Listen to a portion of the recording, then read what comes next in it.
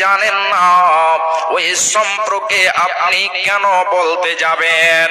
যে বিষয়ে আপনার জ্ঞান নেই ওই বিষয়ে আপনি কেন বলতে যাবেন?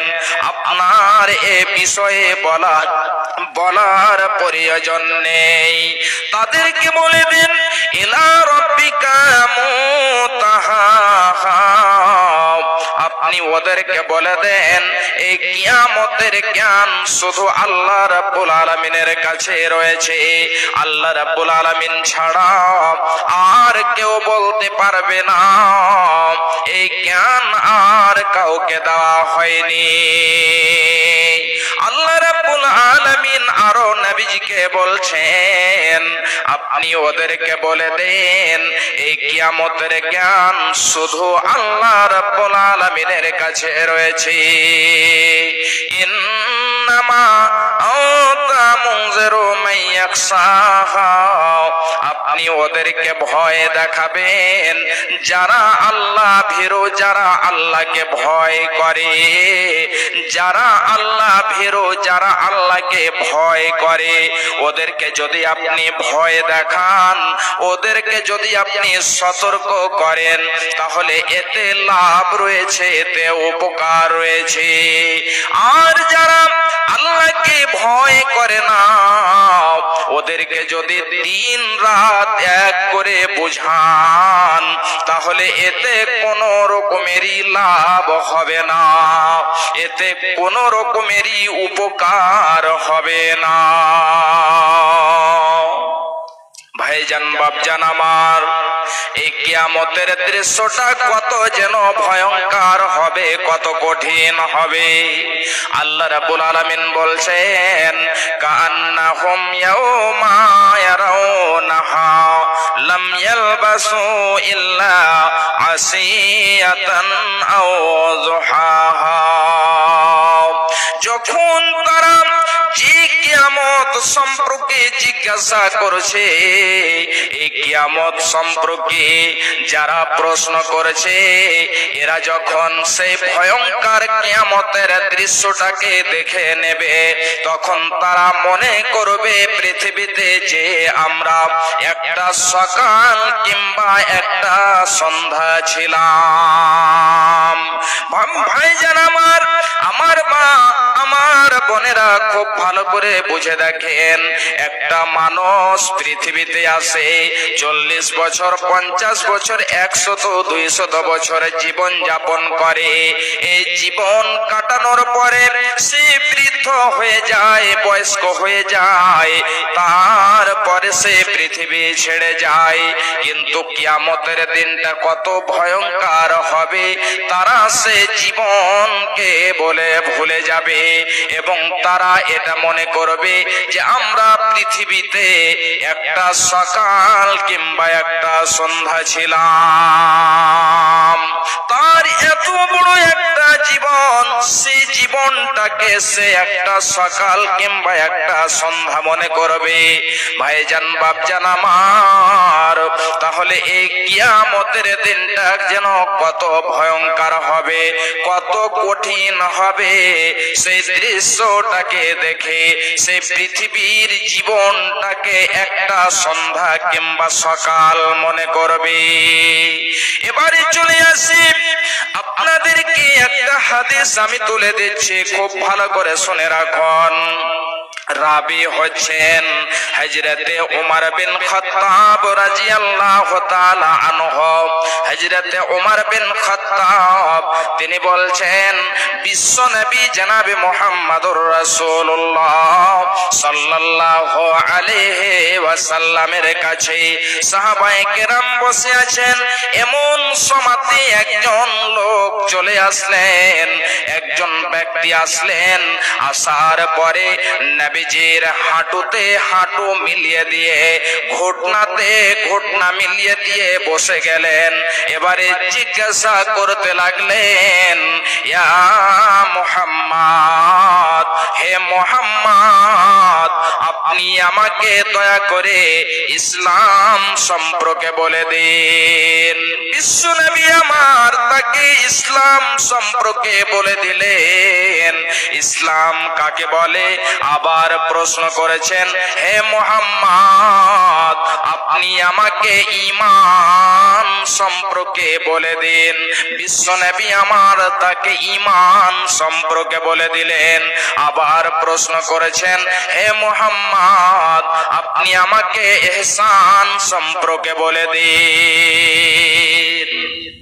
বিশ্বনবীকে এক এক করে প্রশ্ন করছেন। বিশ্বনবী তাকে ঈমান সম্পর্কে বলে দিলেন, ইহসান কাকে বলে, ইসলাম কাকে বলে দিলেন। বলে দেওয়ার পরে 4 নম্বরে প্রশ্ন করছেন, খুব ভালো করে শুনুন। আবার যেন প্রশ্ন করেছেন, ফাখবিরনি আনিস সাআ, হে মুহাম্মদ, আপনি আমাকে কিয়ামত সম্পর্কে বলে দেন যে কিয়ামত কখন আসবে। বিশ্বনবী বলছেন, মাল মাসউল আনহা বিআলামা মিনাস সাইলি, যাকে প্রশ্ন করা হয়েছে ওই ব্যক্তি প্রশ্নকারী থেকে বেশি জানে না। যে মতো তোমার কাছে কিয়ামতের জ্ঞান নেই, ঠিক ওই মতো আমার কাছেও কিয়ামতের জ্ঞান নেই, অর্থাৎ তোমার থেকে আমি বেশি জানি না।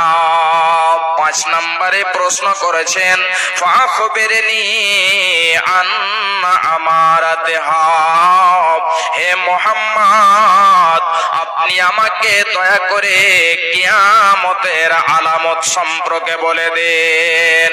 বিশ্বনবী বলছেন, এই ব্যক্তি শুনে নাও, যখন তুমি দেখতে পাবে আনতালিদাল আমাত রাব্বাতাহা ওয়া আনতারাল হুফাতাল উরাতাল আলাতা রিয়া আসাইয়াতাওয়ালুনা ফিল বুনিয়ান। বিশ্বনবী আমার 2খানা নিদর্শন বলে দিলেন। 1 নাম্বার নিদর্শন বললেন, আনতালিদাল আমাত রাব্বাতাহা, যখন তোমরা দেখতে পাবে দাসীরা নিজ মালিককে জন্ম দিচ্ছে। এটা আবার কেমন কথা? নিজে দাসী হবে আর সে দাসী হয়ে নিজ মালিককে জন্ম দেবে, এটা কেমন করে হতে পারে? সে দাসী কি করে নিজের মালিককে জন্ম দিতে পারে? ভাইজান বাপজান আমার, এই সম্পর্কে আল্লামা ওয়াকিব তিনি কয়েকখানা ব্যাখ্যা করেছেন। তার মধ্যে 1 নাম্বার ব্যাখ্যায় বলছেন, যখন মানুষেরা নিজের মায়ের অসম্মানী করবে, মাকে মারবে, মাকে গালি দেবে, মায়ের সেবা করবে না, মায়ের যত্ন করবে না, তখন ভেবে নেবে কিয়ামত অতি তাড়াতাড়ি চলে আসবে। তাহলে ভাইজান বাপজান আমার, যদি এই নিদর্শনটা দেখতে চান, তাহলে আপনি গ্রামে পাড়া প্রতিবেশীতে অহরহ আপনি দেখতে পাবেন। এটা আমাদের মধ্যে ভুরি ভুরি হয়ে থাকে। অনেকজনই মাকে কষ্ট দেয়, অনেকজনই মাকে জ্বালা যন্ত্রণা করে, মাকে খেতে দেয় না। যে মা তাকে 10 মাস 10 দিন ধরে পেটে ধারণ করেছে, যে মা তাকে গর্ভে রেখেছে, ওই মা যেন কত যন্ত্রণা সহ্য করে, প্রসব বেদনা সহ্য করে, জ্বালা যন্ত্রণা সহ্য করে ওই মা তাকে প্রসব দিয়েছে, জন্ম দিয়েছে। আর সে মাকে সে যেন অনেক রকম করে কষ্ট দিয়ে থাকে। ভাইজান বাপজান আমার, এই মাকে কষ্ট দেওয়া হবে না, এই মাকে কষ্ট দেওয়া যাবে না। যদি আপনি মাকে নারাজ রেখে দেন, তাহলে এতে আল্লাহ রাব্বুল আলামিন নারাজ হয়ে যায়। মায়ের চোখে ঝরলে পানি আল্লাহর আরশ কাঁপা যায়। কান্দে না যেন মায়। মায়ের চোখে ঝরলে পানি আল্লাহর আরশ কাঁপা যায়। কান্দে না যেন মায়। কান্দে না যেন মায়। অতি দুঃখ কষ্ট সয়ে আদর সোহাগ দিয়ে শিশুকাল যত্ন করে লালন করে মায়। সেই মায়ের কষ্ট কেহ দিও না এই দুনিয়ায়। কান্দে না যেন মায়। কান্দে না যেন মায়। বিদেশে বিপাকে যদি সন্তান মারা যায়, সবার আগে জানে তাহার জনম দুঃখী মা। বিদেশে বিপাকে যদি সন্তান মারা যায়, সবার আগে জানে তাহার জনম দুঃখী মা।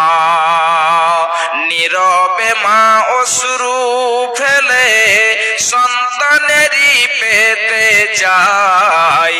কান্দে না যেন মায়। কান্দে না যেন মায়।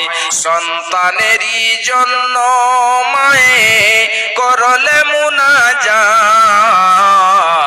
ফিরাতে পারেন না প্রভু মায়ের দুটি হাত। সন্তানেরই জন্য মায়ে করলে মুনাজাত, ফিরাতে পারেন না প্রভু মায়ের দুটি হাত। সেই মায়ের পায়ের নিচে জান্নাত, এই কথা কি ভ্রম হয়। কান্দে না যেন মায়। কান্দে না যেন মায়। মায়ের চোখে ঝরলে পানি আল্লাহর আরশ কাঁপা যায়। কান্দে না যেন মায়।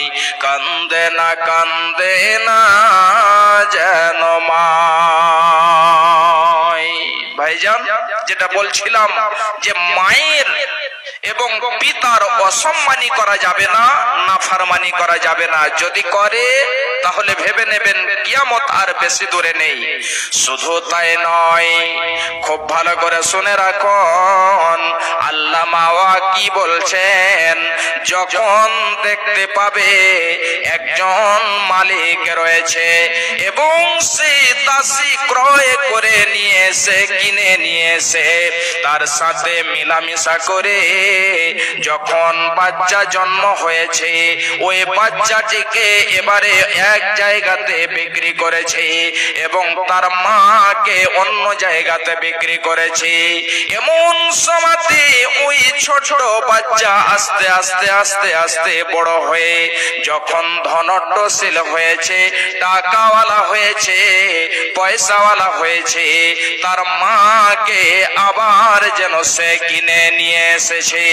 কিনে নিয়ে আসার পরে জানাতে তার মায়ের সাথে ওই মতোই ব্যবহার করেছে যে মতো একজন দাসের সাথে ব্যবহার করা হয়। ওয়া জানাতে দাসের মতো তার মায়ের সাথে ব্যবহার করবে। তাহলে ভাইজান বাপজান আমার দেখেন, যে মা তাকে জন্ম দিয়েছে ওই সন্তান তাকে দাসী হিসাবে কিনে নিয়ে এসে সে যেন ছেলে মালিক হয়ে এবং ওই মহিলাটি দাসী হয়ে তার সাথে বসবাস করেছে।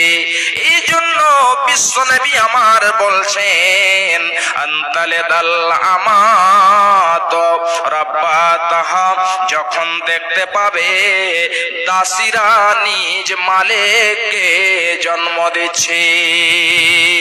দ্বিতীয় নম্বরে বিশ্বনবী আমার বলছেন, খুব ভালো করে শুনুন, ওয়া আনতারাল হুফাতাল উরাতাল আলাতা রিয়া আস-সা'i ইয়াতাতাওয়ালুনা ফিল বুনিয়ান। বিশ্বনবী বলছেন, যখন ওই সমস্ত লোক যাদের পায়ে জুতো নেই, চপ্পল নেই, যাদের পরনে জামা নেই, কাপড় নেই, এই সমস্ত লোক এবং যারা ছাগলের রাখাল, এই সমস্ত লোকেরা বিশাল বড় বড় করে বিল্ডিং বানাবে, ঘর বানাবে, বাড়ি বানাবে এবং একজন অন্যজনের উপরে ফখর করবে যে আমি আব্দুর রহমান থেকে বেশি ভালো করে বাড়ি বানিয়েছে, ঘর বানিয়েছে। একজন যখন অন্য জনের প্রতি ফখর করবে তখন ভেবে নিবে যে কিয়ামত চলে আসবে। ভাইজান বাপজান আমার, এই জায়গাতে বিশ্বনবী আমার দুইখানা কিয়ামতের নিদর্শন বললেন। তাহলে কি এই শুধু দুইখানায় কিয়ামতের নিদর্শন? না, শুধু এই দেখো দুইখানায় নয়, অনেকগুলো কিয়ামতের নিদর্শন বয়ান করা হয়েছে।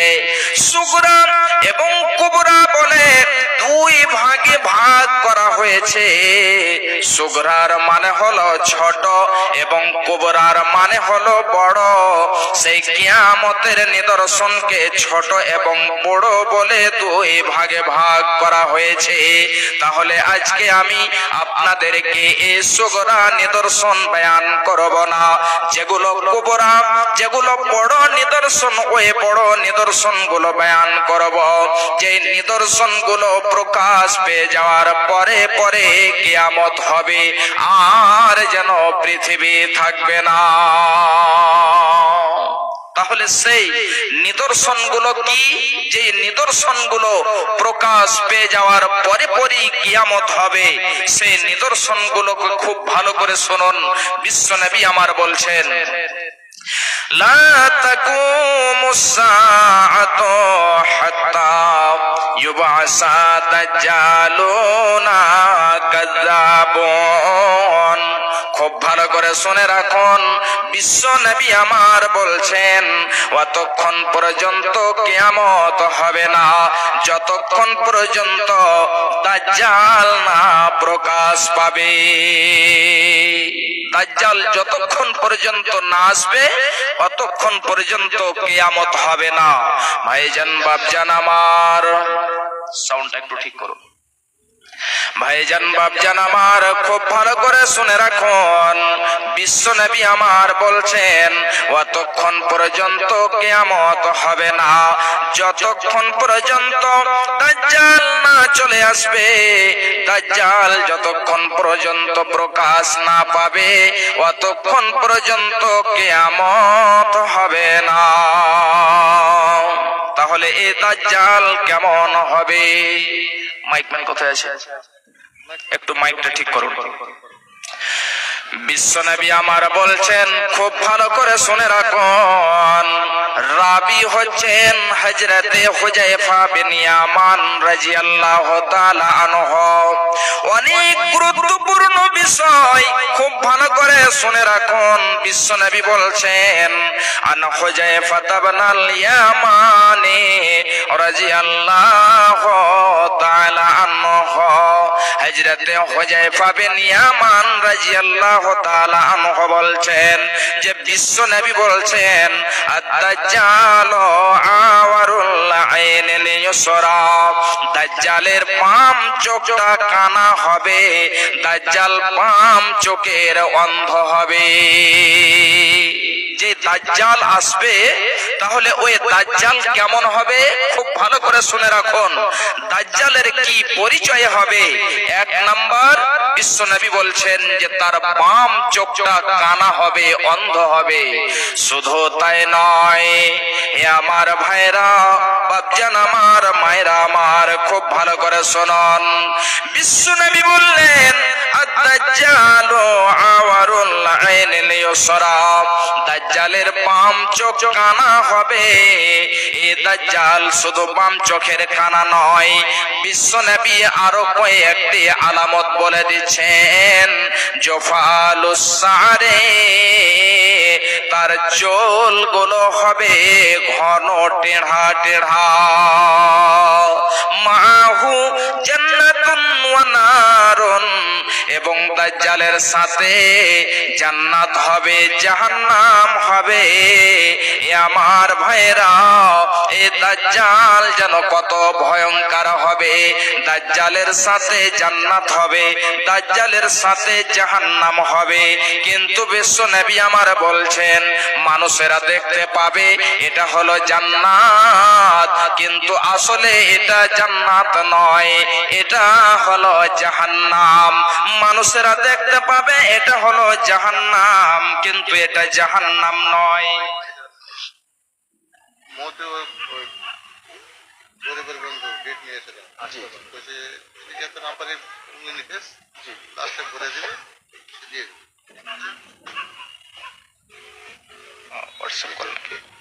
আপনাদের সাথে কথা হয়েছে? হ্যাঁ, একদম আসতে পারেন।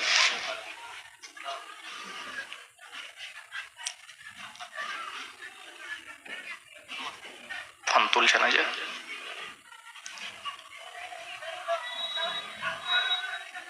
আচ্ছা, মনে কিছু নিয়ে